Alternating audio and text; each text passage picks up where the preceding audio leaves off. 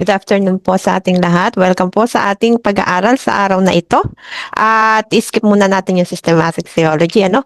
At mag-aral muna tayo ang pamagat ng ating pag-aaralan is Build a God-Centered Home Built on Christ. So pag-usapan po natin ito sa araw na ito. Ano nga ba ang dinudulot kapag ang isang pamilya ay walang Kristo sa buhay?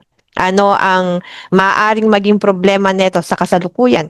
If just in case ang family natin ay hindi sila nananampalataya sa Panginoon. Now let's go to our Bible verse for today. Sabi po ng Joshua chapter 24 verse 15, "But as for me and my house, we will serve the Lord." Sabi niya sa Tagalog, "Ngunit ako at ang aking sambahayan ay maglilingkod kay Yahweh." So si Joshua, bigyan ko lang po kayo ng konting overview po bakit ito sinabi ni Joshua sa harapan ng mga Israelite. So that time, nasa Kanaan na sila. At matagal-tagal na rin sila sa Kanaan. At habang nandoon sila sa Kanaan, marami na rin silang na-experience. May iba sa kanila tumalikod kasi yung iba nag-asawa ng mga foreigner. So isa yun sa mga pinagbabawal ng ating Panginoon, ang mag-asawa sila ng foreigner na hindi same faith nila, na hindi Israelites din. Kasi bakit? Ayaw kasi ng Lord na mahaluan sila ng ibang relihiyon. Ngayon, ang nangyari, dahil nga sa katigasan ng ulo netong mga Israelita na to, no, nagsipag-asawa sila ng mga foreigner. At yung anumang relihiyon na meron sila, yun ang inadapt netong mga Israelites na ito. So itong mga Israelites, tinalikuran nila si Lord. Hanggang sa last chapter ng Joshua, ay mababasa natin itong wikang ito na sinabi ni Joshua. "Ngunit ako at ang aking sambahayan ay maglilingkod kay Yahweh." Nakita ni Joshua gaano kahirap ang walang Diyos. Nakita ni Joshua gaano kagulo, gaano walang peace ang isang pamilya, laging may away, laging may kaguluhan kapag ang sentro ng pamilya ay hindi si Kristo. Kaya nga ngayon pag-aaralan natin, ano ba ang pwede nating gawin upang nagsaganon, maging successful yung family natin, magkaroon ng maayos na pagpapamilya, maayos ang nanay, ang tatay, at ang mga anak. Yan po ang pag-aaralan natin sa araw na ito. Okay, let's go move forward. Punta tayo sa introduction natin. Today, many homes are centered on work, finances, education, entertainment, or personal goals. Yan naman talaga ang makikita mo sa bawat bahay. Na ang kanilang sentro na kung bakit nabubuhay pa ang pamilya nila, dahil gusto nila makatapos ang kanilang mga anak. Tama po ba ako? Gusto nilang mapalago ang kanilang income. Kaya nag-a-abroad yung iba, iniiwan yung pamilya. Tuloy, wala rin nangyari kasi nawawasak. So, hindi naman lahat ng mga nag-a-abroad ganun. Pero karamihan or kalimitan, ganun po ang nangyayari sa mga nag-a-abroad na mga magulang.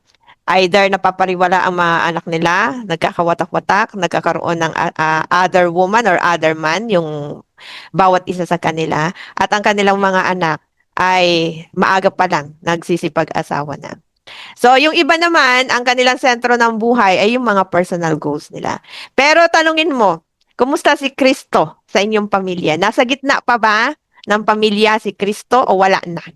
Kadalasan sa pamilya, hindi mo na sila makikita na nagpe-pray together. Kadalasan sa pamilya, hindi mo na sila nakikita na nag-aaral ng salita ng Diyos together. No? Bibihira mo na silang makita na ganun. Kung meron man, nangyayari na lang ito sa araw ng Bible study. Tama ba po ba ako? Wala na yung everyday na pag-aaral ng salita ng Diyos. Kaya nga, ang sabi dito, sa ating pinag-aaralan, they should never take a place of Christ. Kahit kailan, ang edukasyon, ang karamihan ng kayamanan, ang katalinuhan, ang pagkakaroon ng magandang estado sa buhay, or ikaw man ay maging popular, no? Hindi po yan ang pinaka-importante sa lahat. Dahil kahit na meron kang lahat ng bagay na yan, magiging empty ka pa rin sa iyong buhay. Hindi mo pa rin mararamdaman na parang nakumpleto ako. Kaya nga maraming mga mapapanood mo sa social media, sa YouTube, sa television. Bakit nag-suicide? No? Etong mga taong ito, mauunlad naman sa buhay. Popular naman sila, lalo na yung mga Korean na mga artist, ano? Mga kilala naman sila, pero bakit sila nagpakamatay? Kasi merong isang parte ng buhay nila na hindi na-feel. Hindi nagkaroon, empty pa din. Kasi bakit? Wala si Kristo sa kanilang buhay. So, a Christ-centered home is not a perfect home. It is a home where every family member intentionally seeks to honor God in their daily lives. Tandaan po natin, ang pakikipagrelasyon sa Panginoon ay hindi during Sunday, hindi during Bible study lang, hindi during kapag may training lang. Ito po ay daily devotion natin sa Panginoon. Kaya nga nakakalungkot kapag nawawala na ang daily devotion sa bawat isa. Pina-stop ko po yung daily devotion ng pagsisend ng mga member para makita nila na kapag walang daily devotion na nasisend sa GC, kulang ang buhay nila. Gusto ko po iparana sa bawat isa, ano ang pinag-iba ng may daily devotion na nasisend sa GC sa walang daily devotion na nasisend sa GC. So Joshua spoke these words when the Israelites had to decide whether they would serve God or follow other gods. Joshua boldly declared, "As for me and my house, we will serve the Lord." This reminds us that every family must make the same decision today. Amen? So lahat po tayo mag-decide. Sino ba ang susundin natin? Kasi yan ang tanong ni Joshua sa mga Israelite eh. Sinong gusto niyong sundin? Yung Diyos-Diyosan ninyo na nakuha lamang ninyo sa inyong mga kakilala, mga kaibigan, mga asawa na hindi naman Israelita? Sinong gusto ninyo? Yung mga Diyos-Diyosan na yan o ang maglingkod sa ating tunay na Diyos? At bandang huli sinabi niya, ngunit ako at ang aking sambahayan, maglilingkod kami sa aming Panginoon na si Yahweh. Ang ganda ng mga tinuring ni Joshua. Ito ay pagsasabi na kung saan, apart from God, wala kang magagawa. Kaya ano nangyari sa mga Israelita na to? Lagi na lamang silang natatalo sa mga labanan. Ang kawawa dito, alam nyo kung sino? Yung mga taong inosente. Kasi noong unang panahon, si Lord pag nagparusa, kung sino ang may kasalanan sa buong sambahayan, kadamay ang lahat ng sambahayan, ang membro. So kung tatay lang ang may sala, buong ang kanya ay papatayin. Ganun po noon. Buti na lang ngayon, by grace na tayo, na kung sino lang yung nagkamali, yun lang talaga ang magkakaroon ng consequence. Pero noon, hindi ganoon. Kaya nga, sabi ni Joshua, as for me and my house, we will serve the Lord. Kaso, damay pa din sila. Kasi yung mga sumunod na salinlahi ni Joshua, sila man din ay na-captured ng Babylonian. No? Walang na-spare sa kanila. Matino ka o hindi ka matino. Dahil sa ginawa ng isa, na pangyari ang lahat ng mga parusa sa buong sambahayan ng Israelites. Nakakalungkot po yun, Yung ikaw lang yung nagkamali, pero nadadamay ang buong pamilya mo. Sana hindi po mangyari yan sa panahon natin ngayon. Amen? So, a Christ-centered home becomes a place of love, peace, forgiveness, and spiritual growth because Jesus is at the center. So, ano po ang sinasabi dito? Kapag si Kristo ang sentro ng ating pamilya, merong love. Mararamdaman mo eh. Natotoo yung pag-ibig sa bawat isa. Merong kapayapaan, merong pag-uunawaan, merong pagpapatawad, meron ding spiritual growth kasi si Jesus Christ ang sentro. Now, let's go to our pointers number 1. Ito po yung mga pag-aaralan natin. Bakit mahalaga na ang ating miyembro ng pamilya ay nakaangkla dapat sa ating Panginoong Heso Kristo or may kilala silang Jesus Christ at namumuhay sila ayon sa nais ng Diyos. So, basahin po natin ang Colossians chapter 3, verse 17. And whatever you do, whether in word or deed, do it all in the name of the Lord Jesus Christ. And in Tagalog, sabi po dito, at anuman ang inyong gawin, ito man ay sa iyong pananalita o gawa, gawin niyo itong lahat para sa Panginoong Jesus. So, ano po ang sinasabi ng verse na ito? Ano man ang iyong ginagawa? Ano man ang iyong sinasabi? Ano man ang iyong iniisip? Gawin mo to lahat. Walang exempted po ha. Sabi lahat ng iyong mga gagawin. Magdidesisyon ka pa lang, nasa isip mo pa lang. Isipin mo na, ito ba ay maka-Diyos o hindi maka-Diyos? Pag hindi maka-Diyos, yung nasa isipan mo pa lang, wag mo nang gawin. Amen? Alam mo na nga hindi yan para sa Diyos Hindi yan makagawaing maka-Diyos, gagawin mo pa din. Alam mo na nga sa isipan mo na yung sasabihin mo makakaapekto sa iyong kalagayan bilang isang Kristiyano, sasabihin mo pa ba? Hindi na. Tama? Kasi bakit? Gusto mo kasi na lahat ng meron sa buhay mo, isip mo, salita mo, gawa mo, lahat ito nakasentro sa Diyos. Amen? Kaya nga mga kapatid, ang pangalan natin ngayon hindi na Eva Kung ako man ito, no? Ang pangalan ko ngayon, ang nakalagay na sa akin ay Jesus Christ. Kasi ano man ang gagawin mo, ang maaapektuhan neto si Jesus Christ. Tama pa ba ako? Halimbawa lang, nasa mall ka, tapos merong nakasangga sa'yo, no? 'Di ba? Magmumura ka ba kaagad? Aawayin mo ba kaagad yung nakasangga sa'yo? Hindi mo pwedeng gawin yun. Kasi bakit? Paano kung meron din that time nakakakilala sa iyo at ang pagkakaalam nila Kristiyano ka, tapos ganun ka, nagwawala ka sa mall. Di ba? Ang pangit na testimony. Kaya nga mga kapatid, tignan natin lagi sa aspeto na ito ba ay makakatulong sa akin, spiritual na buhay, kaya ko gagawin, o kung hindi man makakatulong, wag ko nang gagawin. Amen? Now, sabi po dito, putting Christ at the center means that every decision, every conversation, every action, in every relationship in the home is guided by God's word. Lahat po ng gagawin natin, Lord, ito po ba ay ayon sa iyong salita? Lord, mag-aaral ako ng ganito, ito po ba ay ayon sa kalooban mo? Lord, ang dadamitin ko ngayong araw na ito po ba ay naaayon sa iyo? Panginoon, ay yung sasabihin ko na ito po ba ay makakaayon sa iyo? Kung hindi nakakaayon at magdudulot lamang po ito ng pagtatalo-talo, pagkakaroon ng hidwaan, at ng hindi maayos na pakikipag-ugnayan sa bawat isa sa loob ng tahanan, much better, wag na lang po natin gawin. Amen? Kung sa tingin mo, yung sasabihin mo sa anak mo ay magdudulot ito ng malalim na hurt at galit sa kanyang puso, wag mo nang gawin. Pag-pray mo muna sa Lord. Pinaka-best thing na gagawin po ng isang magulang bago siya magpataw ng disiplina sa anak, mag-pray muna siya. And after niya mag-pray, tsaka niya kausapin yung anak. Huwag palo agad. Huwag sabunot agad. Huwag kurot agad. Huwag magsasalita agad ng mga masasakit na salita. Amen po ba? Unahin po muna natin, isipin ang kalagayan ng iba bago tayo. Yan po ang tinuro ni Jesus Christ. Bago ang sarili, iba muna. Kung ito ay makapagdudulot ng hindi maganda para sa iba, wag nang sabihin. Wag nang gawin. Amen? Now, a family that does not draw near to God will become one spiritual weak. Ano po ba ang sabi ng John 15:5? Sabi doon, apart from me, wala kayong magagawa. So, basahin lamang po natin sa Tagalog. Hindi ko na kayo ituturing ng mga alipin sapagkat alam na alam ng alipin ang ginagawa ng kanyang Panginoon. Sa halip, ituturing ko kayong mga kaibigan sapagkat sinasabi ko sa inyo, ang lahat ng naririnig ko ay sa aking Ama. No? Ay, 15:15 pala, sorry. Ay, 15:5 pala. I'm sorry, mali ito. Okay? Kaya pala sabi ko parang mali. Okay, so, basahin po natin. Ako ang puno ng ubas at kayo ang mga sanga, ang nananatili sa akin at ako sa kanya ang siyang nagbubunga ng sagana sapagkat wala kayong magagawa kung kayo'y hiwalay sa akin. Amen po ba? So ano po ang sinasabi diyan? Sa buhay na ito mga kapatid, hindi ka talaga makukumpleto.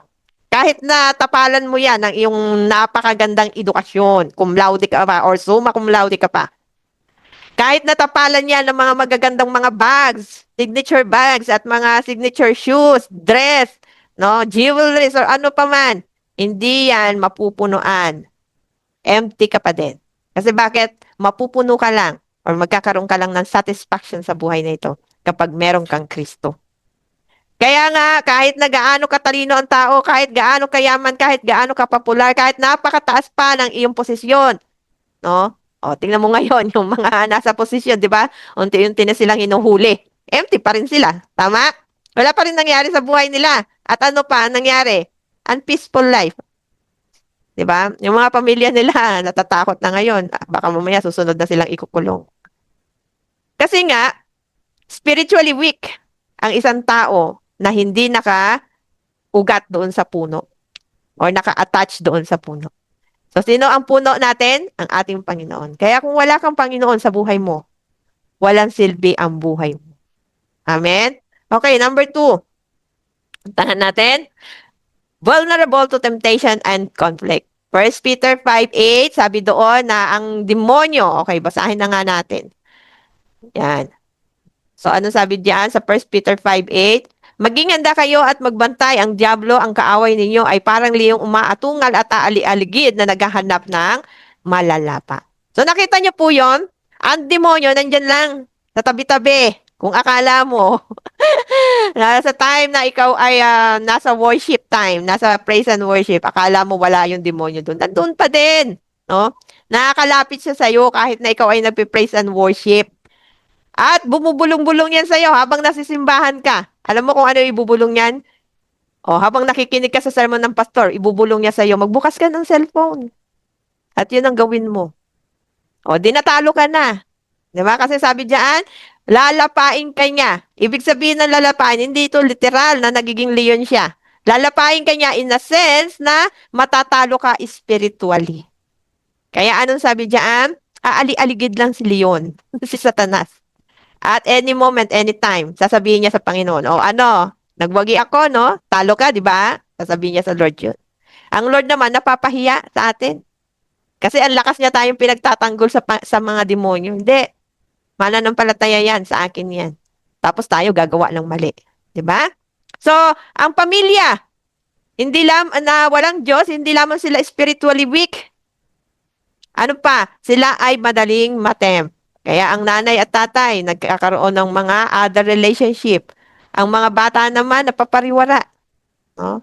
Biruin nyo, ang panahon natin ngayon, bata pa lang, pumapatay na. Kasi nga, walang Diyos. Kung meron sanang Diyos yan, diretso sana ang buhay niyan. Kaso dahil walang Diyos, ganun ang nangyari sa kanila. Next, ang isang pamilya na walang Diyos sa kanilang tahanan, no guidance and no protection.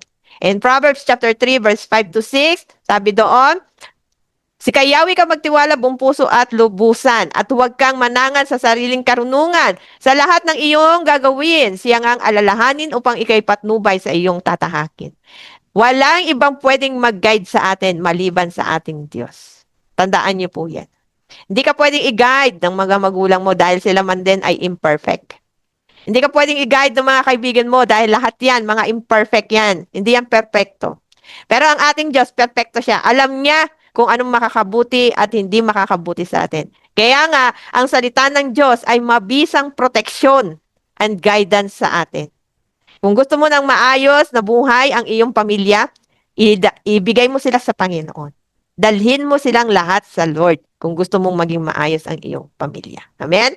Number 4, next generation may drift away from God in Deuteronomy chapter 6 verse 6 to 7. Basahin po natin ang Deuteronomy chapter 6 verse 6 to 7 at ang sabi po dito, ayan, ang mga utos niya ay itanim ninyo sa inyong puso. Ano po ang sabi diyan? Itanim po natin, sabi ni Moses, itanim nyo ang salita ng Diyos sa inyong mga puso. Huwag po natin pakawalan yan, yun ang ibig sabihin nun. Huwag po na pagkadinig natin, tapos na. Hindi po, ang buhay Kristiyano, kailangan narinig mo at sinasagawa mo, isinasa puso mo. Amen? Kasi pagka wala po yan sa puso natin, madali po tayong madidrift. When we say drift, mawawala sa Panginoon. Kaya nga, ang sabi dito sa verse 7, ituro ninyo ito sa inyong mga anak. Ang salita ng Diyos, ituro mo. Huwag mong hayaan na ang iyong anak ay hindi makapakinig ng salita ng Diyos. At ano pa ang sabi diyan? Pag-aralan ninyo ito sa inyong tahanan, sa inyong paglalakbay, sa inyong pagtulog sa gabi, at sa inyong pagbangon sa umaga. So, hindi lamang po pinag-aaralan ng salita ng Diyos sa loob ng bahay. Ano ang sabi diyan? Habang ikaw ay naglalakbay, pwede rin. Naaralin mo, nai-evaluate mo ang sarili mo, hawak-hawak mo ang salita ng Diyos. At maging sa iyong pagtulog sa gabi, no, panaginipan mo yung salita ng Diyos. Amen? Bago ka matulog, mag-aral ka ng salita ng Diyos. Ilagay mo sa iyong isipan, alalahanin mo ito habang ikaw ay natutulog. At sa iyong pagbangon sa umaga, mag-aral ka pa rin ng salita ng Diyos. Isa puso mo pa rin ang salita ng Diyos. Amen po? So yan po yung ninanais ng ating Panginoon na magkaroon tayo sa buhay. Next, puntahan po natin ang life application po natin. When Christ is at the center, love replaces selfishness. Kapag ang Diyos o si Kristo ang nasa buhay ng pamilya, asahan niyo po may pag-ibig sa bawat isa. Nawawala yung selfishness or pagiging selfish. Forgiveness replaces bitterness. Kapag meron pong Kristo ang buong pamilya, asahan niyo po, meron po yung pag-uunawaan, pagpapatawaran. At meron pong kapayapaan kasi nawawala ang conflict. Meron din pong faith na nadudulot ito kasi lumalago tayo spiritually. So Jesus is not just someone we worship on Sundays. He should be the Lord of our everyday lives. Pointers number 2 na po tayo. Pray and worship together. So kanina, inaaral natin ang salita ng Diyos. Pangalawa, mag-pray and worship naman tayo. Acts 2:42, they devoted themselves to the apostles' teaching and fellowship, to the breaking of the bread, and to prayer. Amen po. So, sa Tagalog, inilalaan nila ang kanilang buhay sa pag-aaral ng salita sa mga apostol at pakikipag-ugnayan sa bawat isa sa pagpipira-piraso ng tinapay at sa pananalangin. Okay. A strong family is built through prayer and God's word.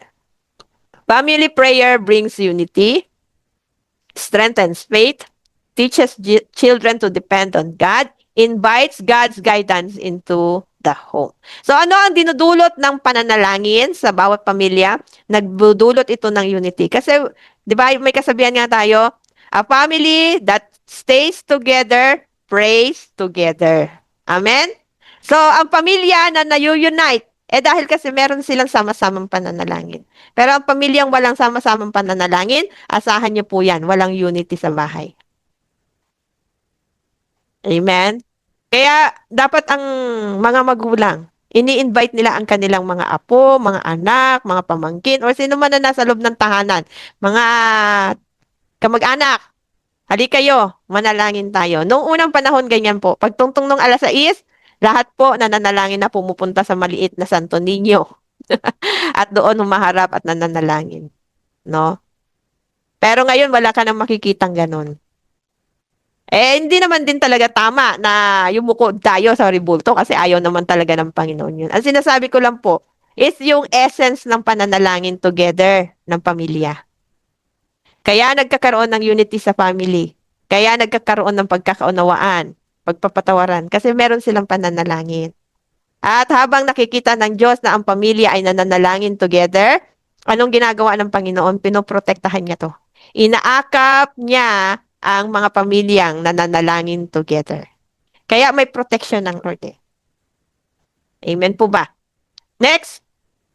Worship together doesn't have to be complicated. It done regularly or daily. Tandaan po natin yan. Regularly at daily po ang pray and worship. No? Pagka nagsisend tayo ng mga prayer and worship, parang wala na tayong pakialam eh. Sa GC natin. Tama po ba ako? Pag may mga nagsisend po doon, panoorin niyo po. Magaganda yun. Lalo na yung mga sinesend ni Nanay Crispina ng mga prayer at ng ibang mga kapatid natin. No? Iano niyo po, no? Maganda. Yung mga devotion, no? Ng mga youth natin, no? Wala na ngayon. So, ibalik niyo po ito, mga kapatid. Ang pangit na ng GC natin, pamilya po tayo. At ang pamilya, dapat nagtutulong-tulungan sa pananalangin, sa pag-aaral ng salita ng Diyos. So, reading scripture, praying together, and singing praises regularly help build a spiritual healthy family. In Deuteronomy chapter 6, verse 6 to 7, teach God's commands diligently to your children and talk about them throughout daily life. Ano po ang sabi doon? Turuan nyo sila ng mga salita ng Diyos and diligently to your children and talk about them throughout daily life. Turuan nyo po sila. Paano mag-pray, paano mag-worship together. Alam nyo po, ang worship together, hindi po ito tuwing Sunday lang or tuwing Bible study. O umawit tayo, worship na yon. Hindi po ganun ang worship. Ang worship is a daily lifestyle. Araw-araw ba, no? Halimbawa, yung pananamit mo, nagbibigay ba ito ng papuri sa Panginoon? Yung iyong kinakain, nagbibigay ba ito ng papuri sa Panginoon? Pastor, bakit pati pagkain? Kasi sabi ng Lord, ang body natin is temple eh. Temple niya. Ngayon, kung sisirain mo ito at lalagyan mo ito ng kung ano-ano mga kinakain mo na hindi makakatulong sa iyong katawan, sinisira po natin ang templo ng Diyos. Amen po ba? Kaya anuman ang iniisip mo, anuman ginagawa mo, anuman sinasabi mo, dapat nagbibigay glory ito sa Lord. Ang worship po is not just singing songs to the Lord, but a daily life connected to God. Kung ang yung mga ginagawa, sinasabi, iniisip ay hindi nakakapag-connect kay God, hindi nakakapagbigay ng glory kay God, huwag mo nang gawin. Amen? Okay. Life application, even 10 to 15 minutes of family devotion each day can make lasting impact.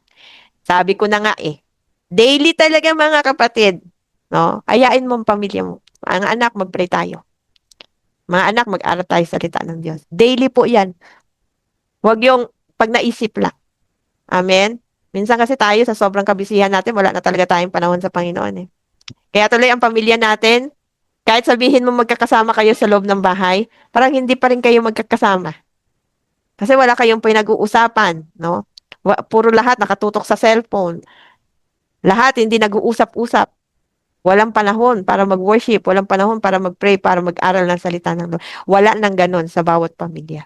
Kaya mga kapatid, bilang aplikasyon sa pinag-aaralan natin dito sa puntos number 2, maglaan tayo ng araw-araw na pakikipagniig sa ating Panginoon. Pray and worship together. Last po, number 3, be examples of faith to one another. In 1 Timothy chapter 4, verse 12, set an example for the believers in speech, in conduct, in love, in faith, and in purity. So ano po ang sabi diyan? Maging example po tayo sa lahat ng mga mananampalataya. Yan po ang Tagalog. Tingnan nyo, basahin natin. Maging halimbawa kayo sa lahat ng mananampalataya sa pamamagitan ng inyong pananampalataya. Nagiging set example po ba tayo sa ating faith sa kanila? O baka mamaya ang nakikita na lang nila yung puro natin pagda-doubt. Ano ba yan? Bayarin na naman. Sana naman ako uutang, mga kapatid. Hayaan natin ang Diyos mag-provide. Sakit na sa ulo po ang utang. Sa totoo lang po. Sa sobrang sakit sa ulo sa mga utang, nagkakapatong-patong na ang utang, ano po ang nangyayari? Lalo tayong na-stress. Kung magtiwala ka na lang sa Lord, no? Lord, meron po kami pangangailangan na gano'n. Pag-pray nyo, together with the family, para makita din ng mga bata na sa Lord humihingi at hindi sa magulang. Kasi ang mga magulang, limitado. Pero kapag sa Lord ka humingi, asahan mo po, tuloy-tuloy, walang paldo. 'Di ba? Walang palya-pala, walang paldo tuloy. Yan. So, sa ano pa sabi diyan? Sa pananalita, maging example din tayo. Sa mga kilos, sa inyong pag-ibig sa isa't isa at sa pagiging banal. Hindi lamang maging example sa buong pamilya, kundi ang bawat pamilya maging example sa church. No? Hindi dapat ang mga anak natin tamad. Dapat ang mga anak natin nakikita ng mga church member na sila ay masisipag, naglilinis, natulong sa church, nagsiserve sa church. Yan po dapat ang mga anak natin. Ang mga anak po natin dapat nag-aasikaso ng sarili nila. No, sila na yung mga nakakatulong sa loob ng bahay, hindi yung tayo pa rin mga magulang ang gumagawa ng mga gawaing bahay. Kasi tayo mga magulang, busy na tayo sa paghahanap ng pagkikitaan eh. Dapat yung mga anak natin, sila naman na ang bahala sa loob ng bahay. Tuluan natin sila kung paano po kumilos ng tama sa loob ng bahay upang pag nasa labas na sila, ay tama din ang kanilang ikilos. Amen po ba? Okay. So, sabi po dito, children learn more from what they see than from what they hear. Hindi mo kailangan sabihan ang mga bata kung mismong sa sarili mo o sa inyong sarili, nakikita na nila ito. Pero kung ang nanay at tatay walang Diyos at lagi na lang nag-aaway, yun din ang makikita ng mga bata. At yun din ang gagayahin nila. Bakit nanay ko at tatay ko, lagi naman sila nag-aaway, lagi sila nagtatalo. Di gawin din namin sa aming mga pamilya. Tama? Kasi akala nila, yung ginagawa ng magulang, yun ang tama. Di ba may mga kasabihan tayo na anuman ang ginagawa ng matatanda ay gagawin din ng mga bata. Kasi akala nila, tama yung ginagawa ng mga matatanda, ng mga mali. Amen? Kaya mag-iingat po tayo sa ating mga actions kasi yun ang natututunan nila. Likewise, spouses and other family members encourage one another through their example. Act, watch, you preach. Kung ano man ang sinasabi mo, halimbawa, mga anak, magtipid kayo. Pero ikaw naman, makikita nila, biligan ito, biligan niya. Wala ka rin pagtitipid. Hindi rin sila magtitipid. Paano sila maniniwala sa iyo na magtipid? Kung ikaw nga, bili ka ng bili ng kung ano-ano. Hindi ka marunong mag-ipon. Tama? So, para yung mga anak mo, gawin nila kung anong tama. Gawin mo muna sa sarili. Okay, Proverbs 22 verse 6, train up a child in the way he should go so he will not depart from it. Ituro natin sa mga bata, sa mga anak, ano ang tamang daraanan, ang tamang direksyon, para nang sa ganon, hindi sila maligaw. Application na po. Your daily action may become the strongest testimony your family ever sees. Amen? Kung ano yung nakikita nila sa inyo, yun ang pinaka-strongest testimony. Kung malalim ka sa faith, ganun din sila. Kung ikaw ay nananalangin lagi, magiging ganun din ang mga bata. Kaya nga minsan, na may bahay akong pinuntahan. At siguro laging tinuturo ng nanay at tatay na manalangin muna bago kumain. Dumalaw yung tito. Yung tito, Christian din. No? Tapos, nauna ng nandun na sila sa hapagkainan. Nauna na sumandok yung tiyo. Sabi ng 5 years old na bata. Pray muna tayo, tito. Huwag ka muna kakain. Na-rebuke tuloy yung tito. No? Sabi ng tito, ay, sorry. Sige, pray na tayo. Nakikita, kahit Kristiyano ka na, nakikita ng mga bata kung anong faith meron ka. Kagaya nung tito, Kristiyano yun. Pero pagdating sa pagkain, walang alam sa pananalangin. 'Di ba? Na-rebuke tuloy siya. Nakita tuloy kung anong klaseng Kristiyano siya. Pagkain pa lang, hindi na nananalangin. How much more sa ibang bagay? 'Di ba? Sabi ng Lord yan eh. Kung sa maliit na bagay, hindi ka mapagkakatiwalaan, lalo na sa malaking bagay. Kung ngayon pa lang, hindi ka na nagtuturo ng salita ng Diyos sa iyong pamilya, doon pa kaya sa ibang pamilya, magtuturo ka ng salita ng Diyos? I doubt. Kung ngayon pa lang, hindi nakikita ang iyong pagiging tunay na Kristiyano sa iyong pamilya, sa ibang pamilya pa kaya, makikita nila yung pagiging tunay mong Kristiyano? I doubt it. Amen po? Now, for our conclusion, a Christ-centered home is not built overnight, nor it is built by perfect people. Hindi po yan overnight, hindi yan sa isang iglap, na tayo, no? Yung ating pamilya is naka-tune in na talaga sa Lord. Hindi po. Hindi rin po iyan binibuild ng mga perfect people kasi walang perfect people. Lahat po tayo imperfect. Kaya, kailangan natin si Kristo sa buhay. It is built by family members who choose each day to put Christ first. When Christ is in the center, prayer becomes a priority. His word guides every decision and each family members become an example of His love. Ganun po ang nagagawa ng pag-ibig sa atin, ng ating Panginoon. Amen po. Kapag priority natin si God, priority din tayo ng Lord na i-bless. Pero kapag hindi natin priority si God, wala din pong blessing na magaganap sa buhay natin. So like Joshua, may every one of us declare with conviction, as for me and my house, we will serve the Lord. For our challenge, this week, I encourage every family to take one practical step toward building a Christ-centered home. Spend time praying together as a family. 2, read at least one passage of scripture together. So una, manalangin po kayo, pong pamilya. Gawin na tong practice. Huwag yung every Sunday lang, every Bible study lang. Tsaka kayo nakakapag-pray together. Huwag po. Read at least one passage of scripture together. Amen? Kahit isang lang yan, isang verse or 2 verse, no? Sige po, aralin ninyo ng inyong buong pamilya. O kaya, pakinggan nyo po yung mga teachings natin.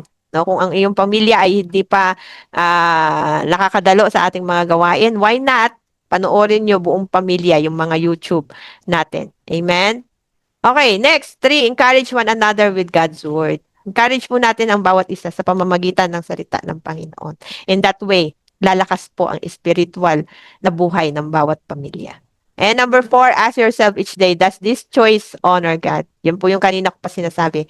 Kung ito bang ginagawa ko, nakakapag-glory ba kay Lord to o hindi na?